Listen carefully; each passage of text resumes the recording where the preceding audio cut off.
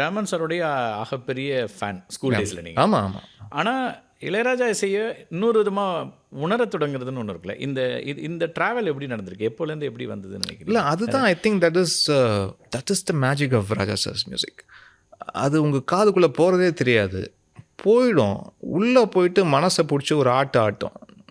அது நீங்கள் வார்த்தைகளால் நீங்கள் வந்து அது விவரிக்கவே முடியாது. அதுதான் அவருடைய மேஜிக் நான் ஃபீல் பண்ணுறேன். என்னுடைய பர்சனலாக நான் உணர்ந்ததை சொல்கிறேன். சின்ன வயசுலேருந்து நிறைய ராஜா சாரோடைய சாங்ஸ் வந்து வீட்டில் அப்பா போட்டுக்கிட்டே இருப்பார். அப்படி இருக்க போட்டு அது கேட்டு சம்டைம்ஸ் அதை நான் விரும்பி கேட்டிருப்பேனான்னு கூட எனக்கு தெரியாது. ஆனால் என் காதுக்குள்ளே போயிருக்கும் எல்லாமே. அது ஒரு கைண்ட் ஆஃப் ஒரு நல்ல ஏஜ்டு வைன் சொல்லுவோம் இல்லையா, அந்த மாதிரி. அது நீங்கள் வந்து அதுக்கு ஒரு வயசு தேவைப்படுது.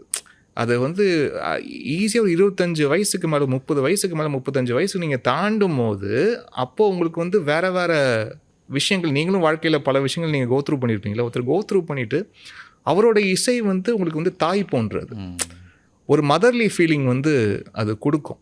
அப்புறம் தான் அது started revisiting more of early gems. என்னென்ன நடந்திருக்கு இது நான் சொல்கிறது வந்து இட் ஹேப்பன் வே பேக். நான் வந்து ஸ்மால் ஸ்க்ரீனுக்குலாம் என்ட்ரு ஆகிட்டேன். முதல்ல நான் ஜிங்கிள்ஸ் மியூசிக் பண்ணிட்டு இருந்தேன், ஸ்மால் ஸ்க்ரீனுக்கு என்ட்ரு ஆகிட்டேன். நான் திரை இசை பண்ண ஆரம்பித்த பிறகு தான் ஐ ஸ்டார்டட் ஆக்சுவலி ரீவிசிட்டிங். 70ஸ்லேருந்து தான் வந்திருக்கு, 80ஸ்லேருந்து தான் வந்திருக்கு. Revisiting MSV sir songs, KV Madhavan ஐயாவோடைய பாடல் என்னென்ன வந்திருக்கு, ஏது வந்திருக்கு. அப்புறம் ராஜா சாரோடைய ஏரா ஃபுல்லாக வச்சு அதை பார்க்கும்போது அப்போது இன்னும் புதுசாக செய்யறதுக்கு ஒன்றும் இல்லை, எல்லாம் செஞ்சு முடிச்சுட்டாங்க அப்படின்ற ஒரு ஃபீலிங் வந்து அது காரணம். சம்டைம்ஸ் அன்எக்ஸ்ப்ளோர்டு வந்து உங்களுக்கு இதெல்லாம் நடக்கலைன்னு நினச்சிட்டு இருப்போம். காரணம் நீங்கள் எக்ஸ்ப்ளோர் பண்ணலை, அவ்வளோதான். எக்ஸ்ப்ளோர் பண்ண தான் உங்களுக்கு தெரிந்தது இந்த உலகத்தில் எல்லாருமே எல்லா இடத்துலையும் எல்லா விஷயமும் வந்து அதுக்கு ஒரு வயதும் ஒரு அனுபவமும் தேவைப்படுது இல்லையா. நம்ம வந்து ஃபஸ்ட் ஒரு இளம் கன்றாக வரும்போது நம்ம தான் வெட்டி சாய்க்க போகிறோம் இந்த உலகத்தில் அப்படின்னு நினச்சிட்டு வருவோம். ஆனால் அது நம்மளும் ஏஜ் ஆகும்போது, நம்மளும் எவால்வ் ஆகும்போது தான் ஒரு ஆர்டிஸ்டாகவும் ஒரு மனிதனாகவும் எவால்வ் ஆகும்போது தான் தெரியும் ஏற்கனவே எத்தனையோ ஜாம்பவான்கள் வந்து எல்லாமே செஞ்சு வச்சுருக்காங்க.